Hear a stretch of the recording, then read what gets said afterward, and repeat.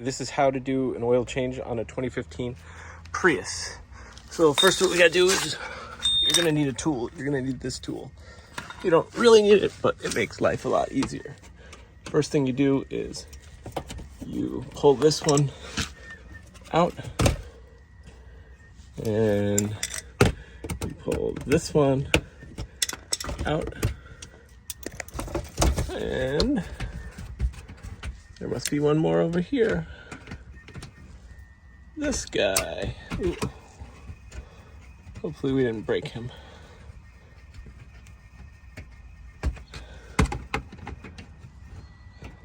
There we go.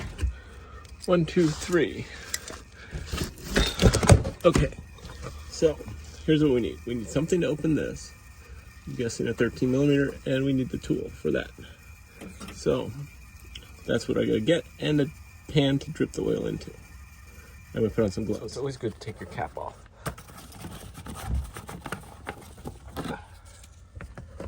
Okay, so it's a 14. We're going to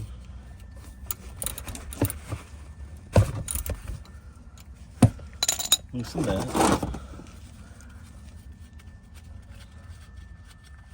Hopefully catch it in our bucket. Ooh. Oil's not looking so dirty, but it's been over 10,000 miles. So it's just dribbling out a little. We're gonna open up this. Ugh. I might need a better angle to get that loose. Hold on a second. There we go. I must have hit the button. We're going to drip all that out of there. Oh. Today we're using a Fram 20,000 mile 103.58. We're going to look inside there. It's got a new filter and a new gasket. So if you have a pick, it's easier to get that off. Otherwise, you can use the screwdriver that you used in the to take off that thing. Let's see, where is it? Okay, we're putting this on here now. You just kind of roll it over. My hands are kind of gross. Ooh, spilled. But one-handed, everything's more of a challenge. You just get it down into that last groove right there, and then you replace this filter.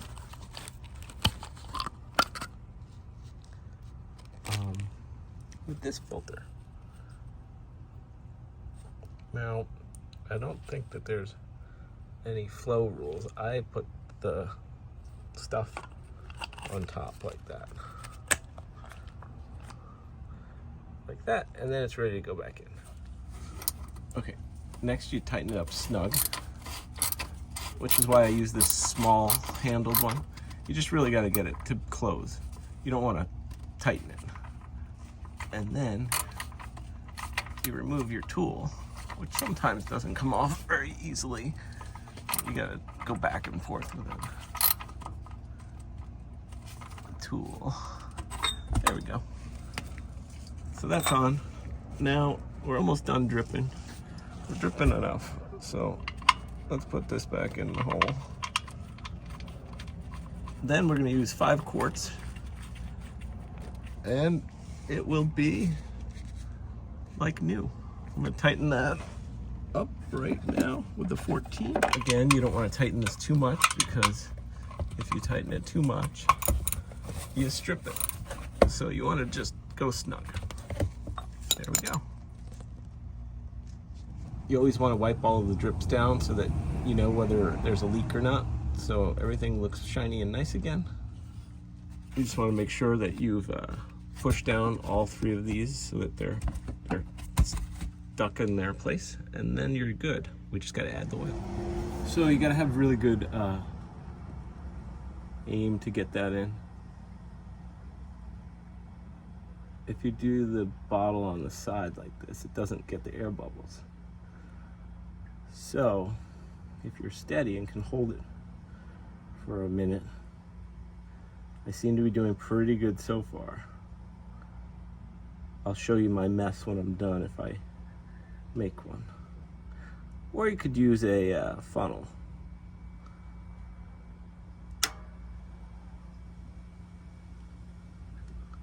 There we go. So we did pretty good. You want to see? We didn't really spill too much. Okay, everything's back in. We're gonna check the oil here. We're just gonna take it off its ramps and run it for a second. So at 5 quarts, it's right about to the top.